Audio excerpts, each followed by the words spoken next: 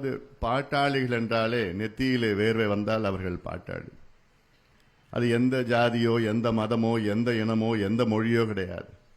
நெத்தியில வேர்வை வந்ததான நீங்க பாட்டாளிகள். உங்களுக்காக நாங்கள் என்ன வேணாலும் செய்ய நாங்கள் தயாராக இருக்கின்றோம், காத்து கொண்டிருக்கின்றோம். எங்களுடைய நோக்கமெல்லாம் உங்களுடைய முன்னேற்றம் தான், பாட்டாளிகளுடைய முன்னேற்றம் தான். அதுதான் எங்களுடைய இலக்கு, எங்களுடைய லட்சியம். அதிலும் குறிப்பாக இந்த கோயம்பேடு வணிக வளாகம் என்றாலே எனக்கு மிகவும் பிடித்த ஒரு பகுதி, பிடித்த இடம். காரணம், இது நீங்கள் விவசாயிகளுக்கு உதவுகின்ற ஒரு மண்ணாக இந்த மண்ணை நான் பார்க்கின்றேன். அதாவது விவசாயிகள் எவ்வளோ உழைத்தாலும் அவர்களுடைய உழைப்புக்கு பிரதிபலன் இங்கே இந்த கோயம்பேடு மார்க்கெட் தான். நீங்கள் இல்லை என்றால் விவசாயிகள் அவருடைய உழைப்பு அங்கே அருகில் உள்ள பகுதிகளிலே ஏதோ ஒன்று விலைக்கு அவர்கள் விற்று விடுவார்கள். ஆனால் அங்கிருந்து அதை எடுத்து வந்து இங்கே மக்களுக்கு உதவி செய்து மக்களுக்கு உணவளிக்கின்ற இந்த மண், மீண்டும் உங்களுக்கு மக்கள் சார்பிலே உங்களுக்கு நன்றியை நான் தெரிவிக்கின்றேன். மேடையில் உள்ள அத்தனை தலைவர்களுக்கும் சரி, இங்கே இருக்கின்ற அத்தனை பாட்டாளிகளுக்கும் சரி. மீண்டும் சொல்கின்றேன், பாட்டாளிகள் என்றால் ஏதோ ஒரு சமுதாயத்தை சார்ந்தவர் கிடையாது. பாட்டாளிகள் என்றால் நெத்தியிலே வேர்வை வருகிறதா, நீ பாட்டாளி. அப்படி நெத்தியிலே வேர்வை வருகின்ற பாட்டாளிகளுக்காக தொடங்கப்பட்ட கட்சி தான் பாட்டாளி மக்கள் கட்சி. அப்படி இங்கே இருக்கின்றவர்கள் உங்களை எல்லாம் பார்ப்பதில் எனக்கு மிக்க மிக்க மகிழ்ச்சி, மிக்க பெருமை. காரணம், சொன்னது போன்ற விவசாயிகள் என் தாய் தந்தைக்கு பிறகு விவசாயிகளை என்னுடைய கடவுளாக நான் பார்க்கின்றேன். அவர்கள் முன்னேற்றம் தான் என்னுடைய லட்சியம், என்னுடைய நோக்கம். இங்கே கோயம்பேடு வணிக வளாகத்தில் எங்களுக்கு உணவளிக்கின்ற நீங்கள் நன்றாக இருக்க வேண்டும், நன்றாக இருக்க வேண்டும். உங்கள் குடும்பம் நன்றாக இருக்க வேண்டும், மகிழ்ச்சியோடு இருக்க வேண்டும். உங்கள் அனைவருக்கும் என்னுடைய இனிய புத்தாண்டு, தமிழ் புத்தாண்டு, ஆங்கில புத்தாண்டு பொங்கல் நல்வாழ்த்துக்களை தெரிவிக்கின்றேன். தை பிறந்தால் வழி பிறக்கும், நல்லது நடக்கும். நிச்சயமாக உங்களுக்கு எல்லாம் நல்லது நடக்கும். சௌமியா அவர்கள் சொன்னது போன்ற இந்த ஆண்டு தை பிறந்த பிறகு இந்த ஆண்டு உங்களுக்கு நீங்க நினைத்தது நடக்கும். என்னுடைய நோக்கம், நீங்க நல்ல உடல்நலத்தோடு இருக்க வேண்டும், மகிழ்ச்சியோடு இருக்க வேண்டும், ஆனந்தத்தோடு மகிழ்ச்சியோடு வெற்றி மேல் வெற்றி உங்களுக்கு வந்து சேர வேண்டும் என்று என்னைக்குமே நான் வாழ்த்திக் கொண்டே இருப்பேன். இனிய இந்த பொங்கல் விழா, இந்த கோயம்பேடு வணிக வளாகத்திலே இப்பொழுது இங்கே வருகை தந்தது நான் 4வது முறையாக வருகை தந்திருக்கின்றேன். மருத்துவர் ஐயா அவர்கள் ஒரு முறை வருகை தந்திருக்கின்றார்கள். இந்த வளாகத்திலே எவ்வளோ உழைப்பாளிகள் இங்கு இருக்கின்றார்கள். ஆனாலும் அடிப்படை வசதிகள் இன்னும் சேராமல் இருக்கிறது.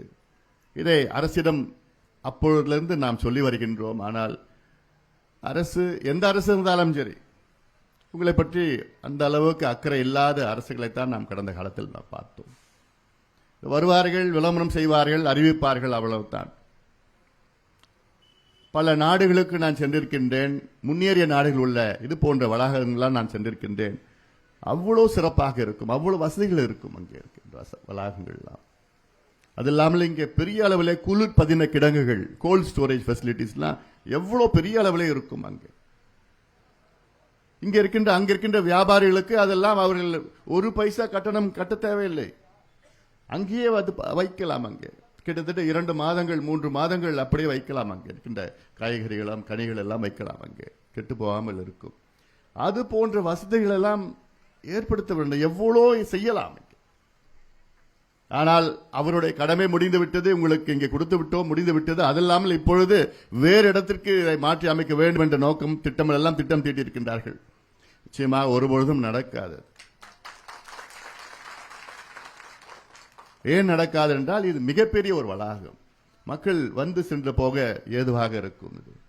இது வேற எங்கேயோ எடுத்துட்டு போய் ஓரமா ஒதுக்குப்புறமா எடுத்துட்டு போறதெல்லாம் அது சரி வராது. அதெல்லாம் அவர்களுடைய திட்டம் என்ற இங்கே உங்களை அப்புறப்படுத்தி இங்கே அடுக்குமாடி குடியிருப்புகள், அடுக்குமாடி கட்டிடங்கள், மால், அப்புறம் சினிப்ளெக்ஸ், மல்டிப்ளெக்ஸ், இந்த கர்மாந்திரம் வேண்டாம் எங்களுக்கெல்லாம். போதும் இருக்கிற மல்டிப்ளெக்ஸ், சினிப்ளெக்ஸ் எல்லாம் எதுவும் வேண்டாம் எங்களுக்கு. கோயம்பேடு பேருந்து நிலையம் ஆசியாவிலே பெரிய பேருந்து நிலையமாக இருந்தது. இப்பொழுது அதை கிளம்பாக்கத்திலே மாற்றியிருக்கின்றார்கள், வண்டலூர் அருகில். இப்பொழுது இங்கே மாநகர பேருந்து மட்டும்தான் இங்கே இயங்கிக் கொண்டிருக்கிறது. மற்ற பகுதிகளெல்லாம் அங்கே அப்படித்தான் இருக்கிறது. கிட்டத்தட்ட ஒரு 20-30 ஏக்கர் இருக்கிறது அங்க. அதில் அமைச்சர் சேகர்பாபு அவர்கள் ஒரு அறிவிப்பு, மிகப்பெரிய ஒரு பிரம்மாண்டமான திட்டங்கள் எல்லாம் நாங்கள் வைத்திருக்கின்றோம் என்றெல்லாம் அன்று ஒரு பேட்டி கொடுத்தார். அதிகாரிகளும் இங்கே பிரம்மாண்டமான திட்டங்கள் வர இருக்கிறது, அடுக்குமாடிகள்லாம் வர இருக்கிறது என்றெல்லாம் சொன்னார்கள். நான் சொல்கின்றேன், நான் என்றால் இங்க இருக்கின்ற மக்கள் கேட்கின்றார்கள், அந்த கோயம்பேடு பேருந்து நிலையத்தில் ஒரு பொது பசுமை பூங்காவை நீங்கள் உருவாக்க வேண்டும். இது அவசியமானது. ஏன்னா சென்னை நகரத்தில் மிகப்பெரிய ஒரு பூங்கா கிடையாது. சென்னையில இருக்கிற பெரிய பூங்கா செம்மொழி பூங்கா, அது கிட்டத்தட்ட ஒரு 15 ஏக்கர் 20 ஏக்கர் தான். அடையாறில் உள்ள தொல்காப்பியர் பூங்கான்னு இருக்காது, அது கிட்டத்தட்ட ஒரு 300 ஏக்கர்ல இருக்கு. ஆனால் அங்க பொதுமக்கள் அதை பயன்படுத்த முடியாது. அது மியாவாக்கி ஃபாரஸ்ட், அங்கங்கே ஒரு காட்டு பகுதி போன்றுதான் இருக்கிறது. அங்கே இந்தியா மட்டுமில்ல, உலக அளவில் முன்னேறிய நகரங்கள் எல்லாத்துக்கும் பெரிய அளவில் பல பூங்காக்கள் இருக்கும். சென்னையிலே இங்கே அதிக அளவில் மக்களுக்கு தொற்றா நோய்கள் என்ன, ரத்த கொதிப்பு, நீரிழிவு நோய், டயபெட்டிஸ், மனநிலை அழுத்தம், டிப்ரெஷன், ஸ்ட்ரெஸ், இது போன்ற பல தொற்றா நோய்கள் அதிகமாக கொண்டிருக்கிறது. சின்ன சின்ன குழந்தைகளுக்கு குழந்தைகளுக்கெல்லாம் உடல் பருமன், ஒபிசிட்டி, இதெல்லாம் இருக்கின்ற சூழலில் இதை போக்க தமிழக அரசு மக்களுக்கு அதிக அளவில் நடைப்பயிற்சி, உடற்பயிற்சி செய்கின்ற இடங்கள் அதிகமாக இருக்க வேண்டும். காலநிலை மாற்றம், பருவநிலை மாற்றம், கிளைமேட் சேஞ்ச், குளோபல் வார்மிங், இது சம்பந்தமாக திட்டங்கள் வகுக்க வேண்டும். காலநிலை மாற்றத்தை அதை தணிக்க இது போன்ற பசுமை பூங்காக்கள் அதிக அளவில் உருவாக்க வேண்டும். 5 வாரத்திற்கு முன்பு ஞாபகம் இருக்கிறா உங்களுக்கெல்லாம்? என்ன நடந்தது 5 வாரத்திற்கு முன்பு? வெள்ளம். இப்ப மறந்துட்டாங்களா மக்கள்? 6000 ரூபாய் கொடுத்தோன்னு மறந்துட்டாங்களா? கொஞ்சம் அது வரல. என்ன அந்த 6000 ரூபாய் அடுத்த நாள் டாஸ்மாக் கடையில் இருந்தது. அவ்வளவுதான். நானும் கேட்டு பார்த்தேன், 6000 ரூபாய் கொடுக்குறீங்களே, ஒரு 4 நாள் டாஸ்மாக் கடை மூடுங்க. அவங்களுடைய நோக்கமே அதுதான், இந்த கையில கொடுத்து அந்த கையில வாங்கிடணும். 5 வாரத்துக்கு முன்பு அவ்வளோ வெள்ளம், அவ்வளோ பதிவு போட்டாங்க, அப்படி போட்டாங்க, அவ்வளோ கோபமா ஆக்ரோஷமா இருந்தாங்க. இன்னைக்கு அந்த கோபம் ஆக்ரோஷம் இருக்குதா மக்கள் மத்தியில்? இல்ல. அடுத்தது வெள்ளம் வரப்போகுது, அப்பயும் ஒரு மாசம் கோபமா இருக்க போறாங்க. இடைக்காலத்தில் மக்கள் சிந்திக்க வேண்டும், இந்த வெள்ளம் எதனால வந்தது, இந்த வெள்ளத்தை எப்படி தடுத்திருக்கலாம்? மழையை தடுக்க முடியாது, வெள்ளத்தை தடுக்கலாம். புயலை தடுக்க முடியாது, சூறாவளியை தடுக்க முடியாது. ஆனால் அந்த புயலால், சூறாவளியால் வருகின்ற பாதிப்புகளை தடுக்கலாம். You cannot prevent a cyclone, but you can prevent the damage caused by the cyclone. அது உங்களுக்கு புரிதலாக இருக்கணும், மக்களுக்கு புரியணும், அரசுக்கு புரியணும். அரசுக்கு சுத்தமா என்னன்னு தெரியாது, வாய்ப்பே கிடையாது. அதுக்கு என்ன இதுல ஒரு வாய்ப்பா அவங்க பயன்படுத்திப்பாங்க. என்ன வாய்ப்பு? டப்பு சம்பாதிக்கிறது. இந்த மழையினால் பாதிப்பு, எங்களுக்கு 30,000 கோடி வேணும், 37,000 கோடி வேணும், 10,000 கோடி, 5,000 கோடி வேணும். அவ்வளோ 15,000, 20,000, 30,000 கோடி வச்சு என்ன பண்ண போறீங்க? இதுக்கு முன்பு என்ன பண்ணீங்க? நீங்க என்ன செஞ்சீங்க? 2015 வெள்ளம் வந்தது. அன்னைக்கே நான் சொன்னேன், உங்களை வந்து சந்திச்சேன். நான் 22 சட்டமன்ற தொகுதியில் கூட்டம் போட்டோம். மேடையில் இருக்கிறவங்க எல்லாமே தான் சேர்ந்து ஒவ்வொரு தொகுதியிலும் நான் போயிட்டு, நாம் விரும்பும் சென்னை ஒரு ஆவணம் தயாரிச்சிருக்கிறேன், அது வரைவு ஆவணம், உங்க கருத்தெல்லாம் சொல்லுங்க. இறுதியா ஒரு ஆவணத்தை தயார் பண்ணிட்டு இதை வந்து அதிகாரிகிட்ட கொடுத்து, என்ன சென்னையில செய்யணும், இது போன்ற வெள்ளம் வரக்கூடாது, வந்ததுன்னா என்ன செய்யணும், முன்கூட்டி அரசு என்ன செய்யணும், நடவடிக்கை எடுக்கணும், இதையெல்லாம் ஆவணம் படுத்தி எத்தனை பகுதிக்கு நான் வந்தேன். நான் அன்னைக்கு என்ன சொன்னேன், அடுத்த வெள்ளம் 10 ஆண்டுகளில் இதை விட பெரிய வெள்ளம் வரும்னு சொன்னேன் நான். ஆனா 8 ஆண்டுக்குள்ளே வந்துடுச்சு. இன்னைக்கும் நான் சொல்றேன், அடுத்த வெள்ளம் 5-6 ஆண்டுகளில் வரப்போகுது சென்னைக்கு. சாபம் வரும்னு நினைச்சுக்காதீங்க. நான் சொல்ற இருக்கு, நடக்கிறது நான் சொல்ல போறேன், அவ்வளவுதான். ஆனா அடுத்த வெள்ளத்துக்குள்ள சென்னை நகரம் தயார் நிலையில் இருக்கும். ஏன் 2026 பாட்டாளி கட்சி ஆட்சி வரப்போகுது. வந்தவுடன் நாங்க திட்டமிடுதல், மழையை தடுக்க முடியாது, அதனால் பாதிப்பை தடுக்கலாம். திட்டங்கள் சாதாரண திட்டம் கொண்டு வரலாம். இது ஏதோ ராக்கெட் சயின்ஸ் கிடையாது. ராக்கெட் எப்படி வெளியில் விடுறது அந்த சயின்ஸ்லாம், அதுல அந்த விஞ்ஞானம் எல்லாம் கிடையாது. சாதாரணது தான், எல்லாம் தெரிஞ்சது தான், அதெல்லாம் இருக்கிறது. அதை நடைமுறைப்படுத்தணும். ஜப்பான்ல ஒரு சேட்டலைட் இருக்கு, இன்ஃப்ராரெட் மேப்பிங் GIS சேட்டலைட்னு இருக்கு. அவன் என்ன பண்றான், ஒரு தெரு இருக்குது, அந்த தெருவில் எவ்வளவு அந்த தெரு அகலம் இருக்குன்னு பாக்குறான், சேட்டலைட்லயே பாக்குறான். அந்த தெருவில் அகலமான தெருவில் எவ்வளவு மழை பெஞ்சதுன்னா 20 சென்டிமீட்டர் மழை பெஞ்சதுன்னா எவ்வளவு தண்ணி நிற்கும், அந்த தண்ணி நிற்கிறதுக்கு எவ்வளோ மழை நீர் வடிகால் வேணும், ஸ்டாம் வாட்டர் ட்ரைனேஜ் எவ்வளவு வேணும், எவ்வளவு அகலம் இருக்கணும், எவ்வளவு ஆழம் இருக்கணும் அந்த ஸ்டாம் வாட்டர் ட்ரைனேஜ், அதை அங்க கட்டிட்டு போனோம். இப்ப இருக்கிற ஃபெசிலிட்டிஸ் எல்லாம் பாத்தீங்கன்னா, இப்ப ஒரு தெருவு இருக்குது, ஸ்டாம் வாட்டர் ட்ரைனேஜ் இவங்க என்ன கட்டினாங்க, அதுல ஸ்மார்ட் சிட்டின்னு கொள்ளையோ கொள்ளடிச்சு போயிட்டாங்க. ஸ்மார்ட் சிட்டி, அவங்க எல்லாம் ஸ்மார்ட், நம்ம தான் முட்டாள்கள், மக்கள் தான் முட்டாள்கள், அவங்க ரொம்ப ஸ்மார்ட், அடிச்சுட்டு போய் உட்காந்துட்டாங்க. என் தெருவில் டி நகரில் திலக் தெருவில் ஒரு ஸ்டாம் வாட்டர் ட்ரைனேஜ் கட்டினான், அது இணைப்பு கூட கிடையாது, கனெக்ட் பண்ணல. அப்புறம் இவங்க வந்தாங்க, இவங்க அதை இடிச்சுட்டு புதுசா கட்டுறாங்க. அதுல எந்த ஒரு விஞ்ஞான அறிவுபூர்வமாக சிந்திக்கிறது கிடையாது. அது எவ்வளவு வேணும், எவ்வளவு ஆழம், எவ்வளவு அகலம் இருந்ததுன்னா, எவ்வளவு தண்ணி வந்ததுன்னா, எவ்வளவு மழை பெஞ்சதுன்னா எப்படி நிற்கும்னா இருக்கு, தகவல் இருக்கு. ஆனா அதை தெரிஞ்சுக்கிறதுக்கு உங்களுக்கு ஆர்வம் கிடையாது.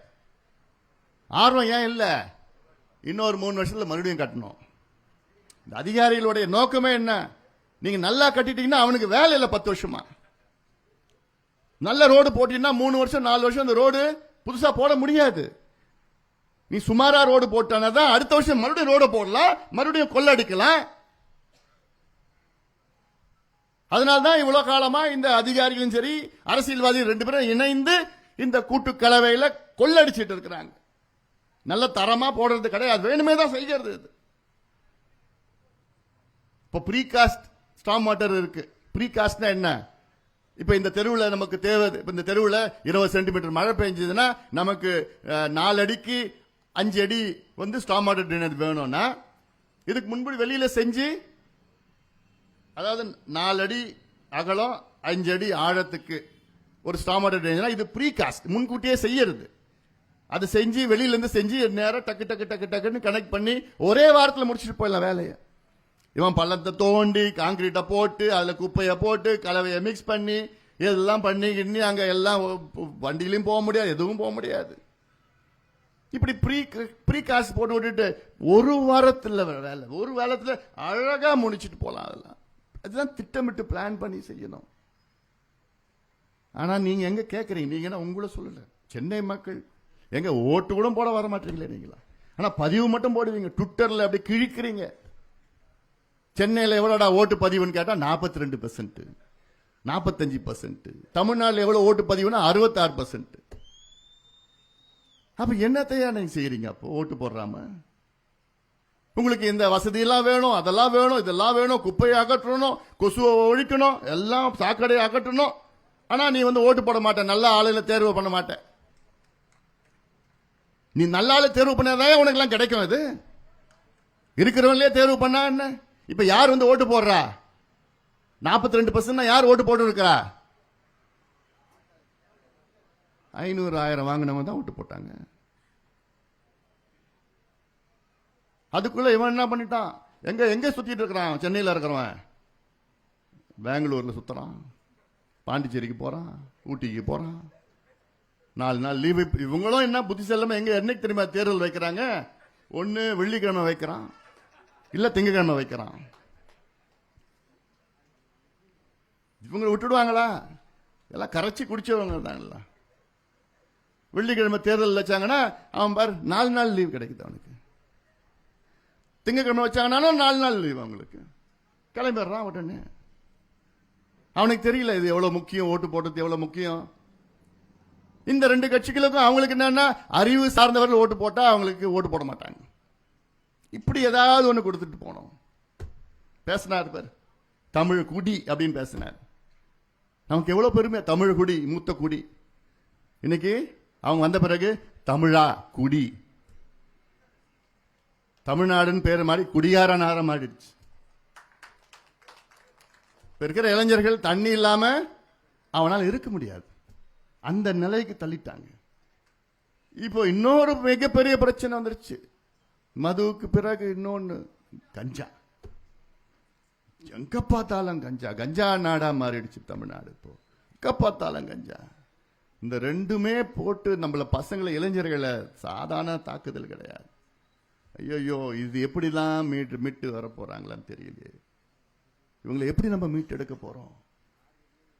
அதிகாரிகள் சொல்றாங்க, நிபுணர்கள், ஸ்பெஷலிஸ்ட் சொல்றாங்க. என்ன சொல்றாங்க?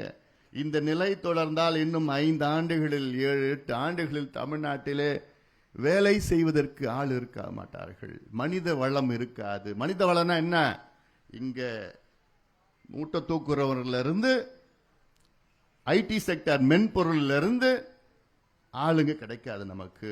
ஏன்னா எல்லாமே இதுல மாறி இருப்பாங்க. அவங்க மனநிலை, உடல்நிலை எல்லாமே ஒழிஞ்சு இருக்க போது, யாருமே இருக்க போதில்லை. அப்படின்னா இல்லைன்னா என்ன பண்ணும் தமிழ்நாடு?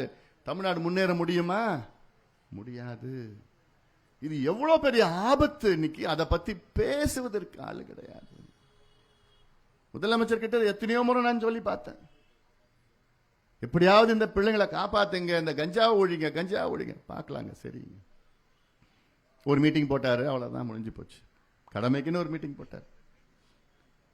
என்கிட்ட மட்டும் ஆட்சி இருந்ததுன்னு வச்சுக்கோங்களேன், என்னால ஒரே மாசத்துல ஒழிக்க முடியும், இந்த கஞ்சாவை ஒழிக்க முடியும். இந்த மதுவை ஒரு நாள் போதும், கஞ்சா ஒரு மாதத்துல ஒழிக்க முடியும். ஏன்னா காவல்துறைக்கு தெரியாம யாரும் கஞ்சா வைக்க முடியாது. ஒவ்வொரு பகுதியிலும் ஒரு 4 பேர் சஸ்பெண்ட் பண்ணிவிட்டா போதும், டக்கு டக்கு டக்கு டக்கு கட்டுப்படுத்திடுவாங்க. இப்ப கஞ்சா 2.0, கஞ்சா 3.0, கஞ்சா 4.0. என்ன 0.1 என்ன? ஒவ்வொரு முறையும் நாங்க இப்படி சொல்றப்போ ஒரு கஞ்சா டிரைவ்னா என்னது, ஒரு 2,000 பேரை பிடிப்பாங்க. அவன் ஒரு 5 நாள் உள்ள இருந்துட்டு மறுபடியும் வந்து விற்க போறான். அவன் போனதுக்கு அப்புறம் இன்னொருத்தன் விற்கிறான். இதுதான் கஞ்சா டிரைவ். ஆனா காவல்துறை மேலேயும் தப்பு சொல்ல முடியாது, ஏன்னா அவங்களுக்கு ஆள் பற்றாக்குறை இருக்கு. 18,000 பேர் வேணும், அவங்களுக்கு காவலர்கள் வேணும். இந்த போதை ஒழிப்பு பிரிவில் 18,000 பேர் வேணும், இருக்கிறாங்க. டெம்பரரியா எடுத்துட்டு போங்க. ஊர் காவல் படையில இருந்து, ஆர்மியில ரிட்டையர், பாராமிலிட்டரி ரிட்டையர், எவ்வளவு பேர் இருக்கிறாங்க. அவங்கள 5 வருஷம் 10 வருஷம் ஒரு டெம்பரரியா கொடுங்க, வர்றாங்க, சந்தோஷமா வருவாங்க. ஏன்னா இதெல்லாம் நம்முடைய எதிர்காலம், நம் இளைஞர்கள் நம்முடைய எதிர்காலம், மனித வளம், நம்முடைய சக்தி, எதிர்கால சக்தி. தமிழ்நாட்டை அடுத்த கட்டத்திற்கு செல்லுகின்ற அந்த இளைஞர்களை நாம் நல்ல வழிகளை வழி நடத்த வேண்டும், நல்ல வகையில வழி நடத்த வேண்டும். சென்னை இப்போ இந்த மேடையில் இல்லை, இதெல்லாம் உங்க முகத்தை பார்த்தா பசியோட இருக்கிறீங்க. இன்னும் எனக்கு பேசணும், இவ்வளோ ஆதாங்க. ஒரு மேடை போடுங்க,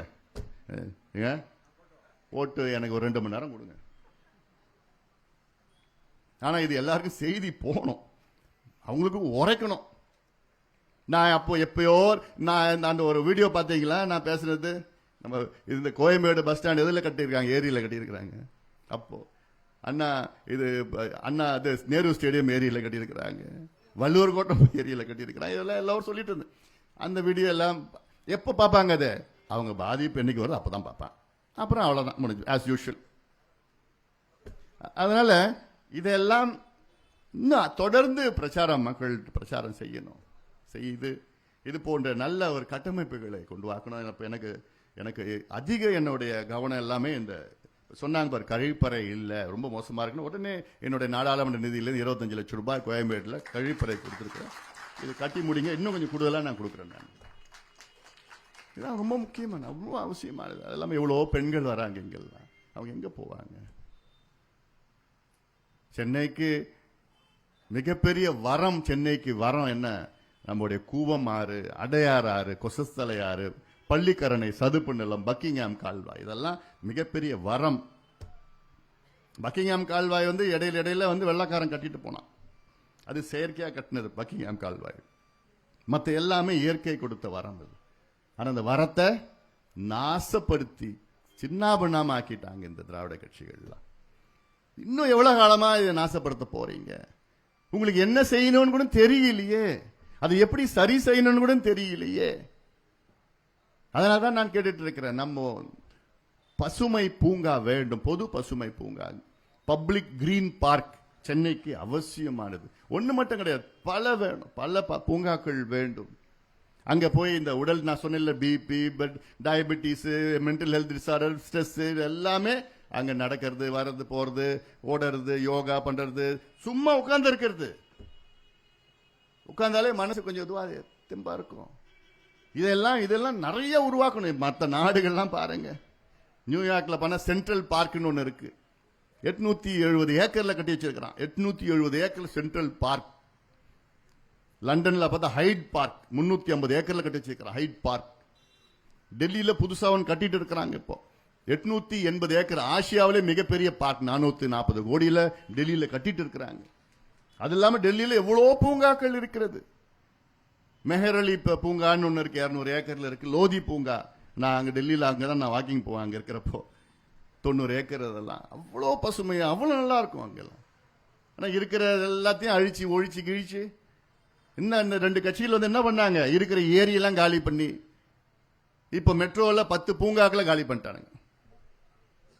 உங்களாம் கூறலாம் இல்லையா அவங்களுக்குலாம், எங்க எது கட்டணும், இதெல்லாம் கிடைக்குமையா நமக்கு? மெட்ரோ ஸ்டேஷனுக்கு 10 பூங்காக்களை காலி பண்ணிட்டாங்க. இதெல்லாம் வந்து பிரீதிங் ஸ்பேஸ், இதெல்லாம் சுவாசிக்கின்ற பகுதி, ஒரு நகரம் சுவாசிக்கின்ற பகுதி தான் இந்த பூங்காக்கள். இதை போய் அழிக்கிறீங்கன்னா அப்புறம் உங்களுக்கு என்ன நடக்கு, என்ன நிர்வாகம் நீங்க பண்றீங்க? இதெல்லாம் எவ்வளவு காலங்காலமா பாதுகாக்கணும். ஆனா இவங்களுக்கு தான் நான் மீண்டும் சொல்றேன், இந்த 2 கட்சிகளுடைய நோக்கமே அடுத்த தேர்தலுக்கு திட்டங்கள் கொடுப்பாங்க, அடுத்த தேர்தல் எப்படி வெற்றி பெறணும்னு பார்ப்பாங்க. ஆனா நாங்க அடுத்த தலைமுறை எப்படி வெற்றி பெறுவது, அவர் வெற்றி பெற வைப்பது, அடுத்த தலைமுறைக்காக நாங்கள் போராடி கொண்டிருக்கின்றோம். ஏன்னா எங்களுக்கு இங்க வலிக்குது, இவங்க அழிக்கிறதெல்லாம் பார்த்தா எங்களுக்கு இங்க உண்மையிலே வலிக்குது. எங்க வீட்டம்மா தான் சொல்லிட்டு இருப்பேன், அவங்களுக்கும் அவங்க பசுமை தாயத்தில் எவ்வளோ உலகம் முழுவதும் மாநாடுகள், பசுமை, இதெல்லாம் பார்த்துட்டு சொல்லிட்டு இருப்பாங்க. இது அங்க அந்த ஊர்ல நடக்குதுங்க, எனக்கு கொண்டு வரணுங்க. ஆனா ஆமா, எனக்கும் தான் ஆசையா இருக்குது, ஆனா மக்கள் ஆசைப்படணுமே அப்படின்னு சொன்னப்போ நிச்சயமா நடக்கும். எனக்கு ஒரு தெம்பு விட்டுவாங்க அவங்க. ஏன்னா இதெல்லாம் எங்களுக்கு கொஞ்சம் விவரம் தெரியுது. இப்ப அருள் இருக்கா, பசுமை தான், நில்லு நீ யாருன்னு நிறைய காமி, ஆளை பார்த்தா எப்படி இருக்கிறான் பாருங்க. ஆனா விஷயம் அவ்வளோ இந்த திட்டமிடுறது, நகரப்புற எப்படி பண்ணணும், ஊரக திட்டங்கள் எப்படி செய்யணும், இந்த பசுமை திட்டங்கள் எப்படி செய்யணும், எப்படி காப்பாற்றணும், நீர் மேலாண்மை எல்லாம் நாங்கள் பேசுறதெல்லாம் வந்து அருள் போன்றவர்கள் மற்ற நிபுணர்கள் கொடுக்கின்ற செய்திகள் தான் நான் பேசிட்டு இருக்கிறேன். நான் இன்னும் எவ்வளோ இருக்கு சொல்றதுக்கு இருக்கு. ஆனா காலநிலை மாற்றம், பருவநிலை மாற்றம் அப்படி சொன்ன உடனே தூங்க ஆரம்பிச்சிடறான் உட்காந்து சேர்ல. என்னடா அவன் சொல்றான், காலநிலை மாற்றம் பருவநிலை மாற்றம் சொல்றானே, என்னடா என்னமோ பேசுறானே, நமக்கு புரியல, அவன் தூங்க ஆரம்பிச்சிடறான். ஆனா எவ்வளோ பாதிப்பு, எவ்வளோ பிரச்சனை. நான் அப்புறம் சொல்லிட்டு, நீ மட்டும் இல்லையா, உன் குடும்பம், வருங்கால வாரிசுகள் எல்லாமே மிகப்பெரிய பிரச்சனையில, ஆபத்துல இருக்கிறாங்க. சினிமால தான் நம்ம பார்க்கணும், ஆபத்துனா அப்படியே அடிச்சு புடிச்சு ஹீரோ போய் காப்பாற்றுவான். இங்க ஹீரோலாம் யாரும் கிடையாது காப்பாத்துறதுக்கு, நம்ம எல்லாம் சேர்ந்து தான் காப்பாற்றணும் நம்ம பகுதியை. அதுக்காக தான் நான் கேட்கிறேன், இங்க பசுமை பூங்காக்கள் பார்க் போடுங்க. அதான் இந்த கோயம்பேடு பஸ் ஸ்டாண்டு இப்போ போயிடுச்சு. அங்க இங்க இருக்கிற நகர்ப்புற பேருந்துகள் வந்து அதில் வந்து ஏதோ ஒரு 5 ஏக்கர் 6 ஏக்கர் மட்டும் போதும். மீதி இடம் எல்லாம் சேகர் பாபு சொல்லியிருக்காரு பிள்ளை, இங்க வந்து பிரம்மாண்டமா, எங்களுக்கெல்லாம் வேண்டாங்க, உன் பிரம்மாண்டம்லாம் எங்களுக்கு வேண்டாம். எங்களுக்கு எங்களுக்கு அங்க ஒரு பார்க் வேணும். இது சுத்தி இருக்கிற லட்சக்கணக்கான மக்கள் அதை பயன்படுத்துவார்கள். அதுவும் குறிப்பாக என்ன மக்கள்? ஏழை வர்க்கம், ஏழை மக்கள், நடுத்தர வர்க்கம் அதை பயன்படுத்துவார்கள். நீ சொல்ற பார்க், நீ சொல்ற மல்டிபிளெக்ஸ், காம்ப்ளெக்ஸ்லாம் பெரிய பெரிய பணக்காரன் தான் வருவான். அது எங்களுக்கு வேண்டாம். தெளிவா நான் சொல்றேன், அழுத்தம் திருத்தமா நான் சொல்றேன். மாண்புமிகு சேகர் பாபு அவர்களே, கோயம்பேடு பேருந்து நிலையம் கிளாம்பாக்கத்திற்கு மாற்றிருக்கிறீர்கள். அந்த நிலையத்தை, அந்த பகுதியை சார்ந்த பகுதி கிட்டத்தட்ட 30 40 50 ஏக்கர் அங்கே கொஞ்சம் கொஞ்சம் சேர்த்து எடுத்துட்டா 50 ஏக்கர் இருக்கும். அங்க அந்த 50 ஏக்கர் நிலப்பரப்பில் ஒரு பொது பசுமை பூங்கா, பப்ளிக் கிரீன் பார்க் ஒன்று அறிவியுங்கள், உருவாக்குங்கள். இது அவசியமானது. இதை தவிர வேற ஏதாவது அங்க அறிவிச்சீங்கன்னா நான் தான் முதல்ல நிற்பாங்க போராட்டத்துக்கு.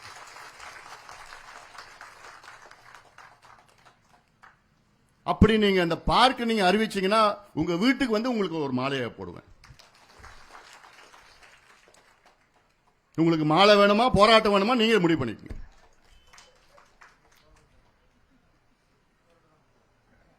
அதனால நம்ம போராட்டம்னா எப்படின்னு தெரியல உங்களுக்குலாம். ஏன்னா இப்ப நான் நினைச்சு பாருங்க, இதெல்லாம் எங்களுக்கு ஒரு பார்க் கட்டி கொடுங்கன்னு ஒரு போராடுகின்ற சூழல் வந்துடுச்சு. எங்க போயிட்டு இருக்கு உலகம்? எல்லாமே காசாக்குறதா, எல்லாமே காசாக்குறதா. வருங்காலம்னு ஒண்ணு இருக்கு, வருங்கால தலைமுறைகள்னு ஒண்ணு இருக்கு. நெய்வேலியில போயிட்டு நிலத்தை அழிச்சு நிலக்கரி எடுக்கிறானா.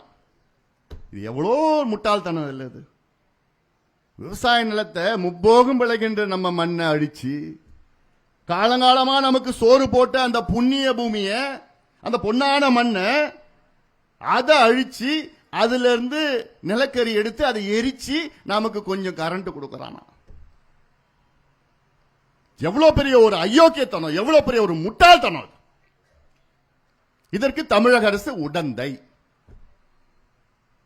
இதெல்லாம் அசிங்கமா இருக்குது. அதெல்லாம் நாளைக்கு சோறுக்கு எங்கேயா போவீங்க? என்ன பண்ண போறீங்க? யாருடைய பிச்சை எடுக்க போறீங்க சோறுக்கு? காலநிலை மாற்றம், பருவநிலை மாற்றம் ஐநா சபை சொல்லிட்டாங்க. Inter governmental panel on climate change IPCC தெளிவா சொல்லிட்டு இருக்கிறான். 3வது ரிப்போர்ட் கொடுத்திருக்கிறான். சமீபத்தில் நடந்த COP28 மாநாடு, நான் போயிருந்த அந்த மாநாட்டுக்கு, அங்கெல்லாம் சொல்லிட்டாங்க 10 வருஷத்துல உணவு பற்றாக்குறை வரும் சொல்லிட்டான். இப்ப ஏதோ மழை பெஞ்சிட்டு இருக்குது, 10 வருஷத்துல ஒரு சொட்டும் வர போறது இல்லை அவன் சொல்றான். இப்பவே நம்ம திட்டங்கள், முன்னெச்சரிக்கை நடவடிக்கைகள் எடுக்கணும், மிட்டிகேஷன் அடாப்டேஷன் எடுக்கணும். இல்லனா வருங்காலம் மோசமான காலமாக இருக்க போகுதுன்னு சொல்லிட்டு இருக்காங்க. எனக்கு பதட்டமா இருக்குது. ஏன்னா எனக்கு விஷயம் தெரிஞ்சதால பதட்டமா இருக்குது. உங்களுக்கு எதுவும் இருக்க போறது கிடையாது, எந்த விஷயம் உங்களுக்கு தெரியல, அதை பத்தி கவலையே இல்லை. இந்த சினிமா எப்படி ஓடும், எவ்வளவு சம்பாதிச்சு, எவ்வளவு வருமானம் வந்திருக்குது, அதுதான் நம்ம இளைஞர்களுக்கு கவலை. இன்னைக்கு இப்ப இந்த வாரம் படம் ரிலீஸ் பண்ணாங்களா, ஓடுதா? அடுத்த வாரம் என்ன படம்? பொங்கலுக்கு என்ன பொங்கல் ரிலீஸ்னா?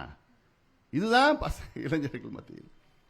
ஆனா எங்களுக்கெல்லாம் ஐயோ என்னடா பண்ண போறோம், அடுத்த வெள்ளம், அடுத்த மழை, அடுத்த வறட்சி வந்தா என்ன பண்ண போறோம், உணவு பஞ்சம் வந்து என்ன பண்ண போறோம், பற்றாக்குறையில பஞ்சம் வரப்போகுதுன்னு சொல்றான். ஆனா இப்ப இருக்கிறவங்க என்ன பண்றாங்க?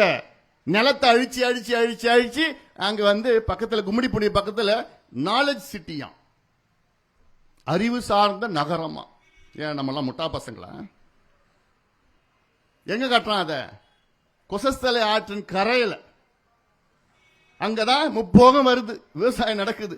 அதை அழிச்சுக்கிட்டு இவங்க நாலேஜ் சிட்டி கட்டுறான். ஏன் எங்க போய் மதுரையில் கட்டு, ராமநாதபுரத்தில் கட்டு, திருவண்ணாமலை மாவட்டத்தில் எவ்வளவு தரிசு நிலம் இருக்கு, அங்க போய் கட்டு. ஏன் விவசாய நிலத்தில் ஏன் கட்டுற நீ?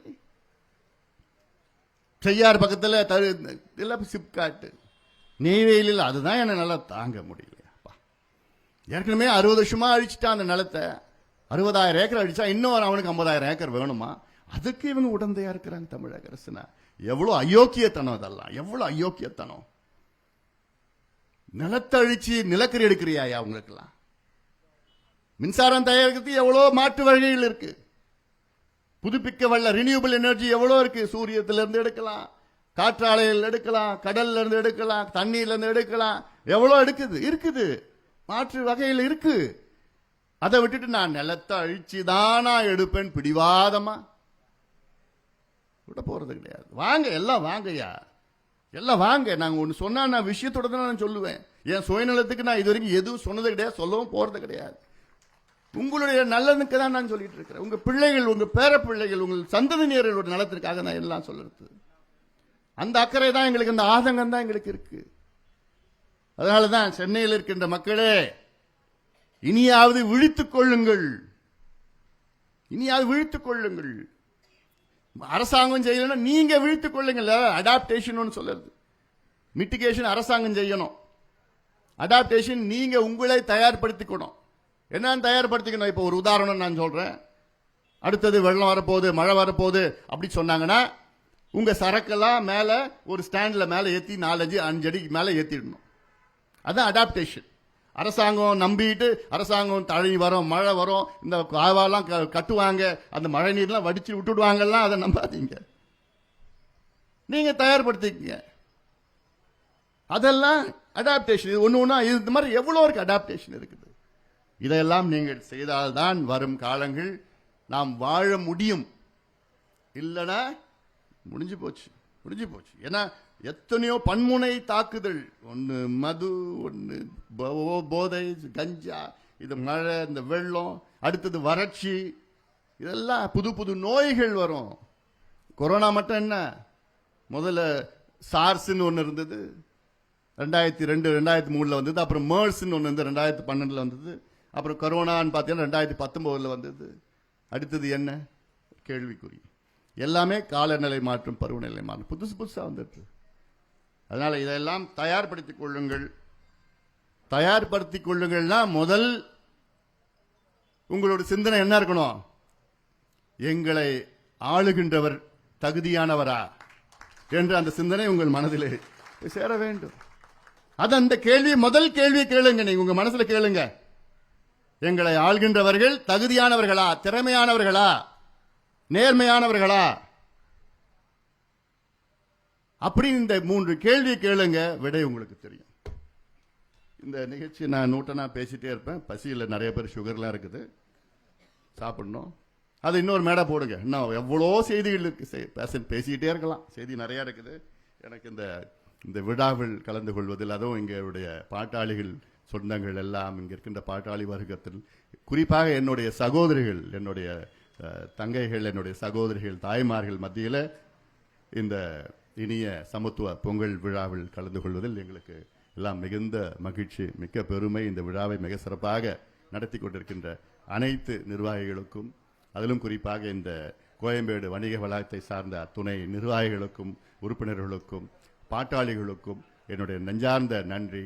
பொங்கல் புத்தாண்டு வாழ்த்துக்களுடன் நன்றியுடன் அமர்கின்றேன். வணக்கம்.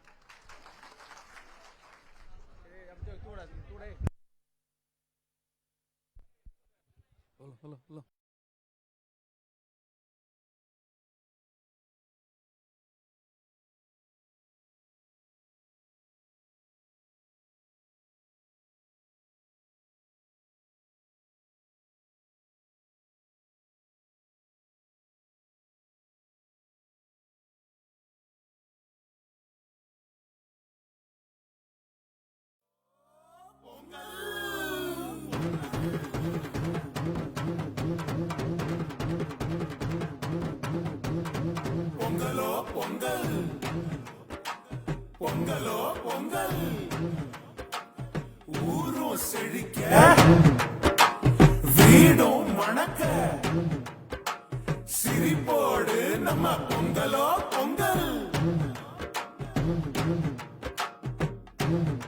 பொங்கலோ பொங்கல்.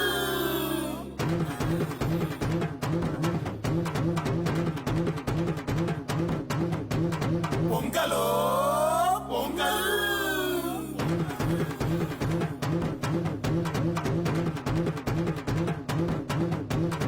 பொங்கலோ பொங்கல், பொங்கலோ பொங்கல், ஊரும் செழிக்க, வீடும் வணக்க சிரிப்போடு நம்ம பொங்கலோ பொங்கல் பொங்கலோ பொங்கல்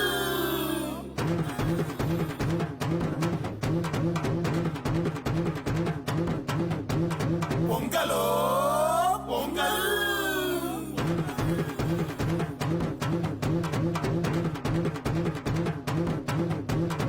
பொங்கலோ பொங்கல் பொங்கலோ பொங்கல்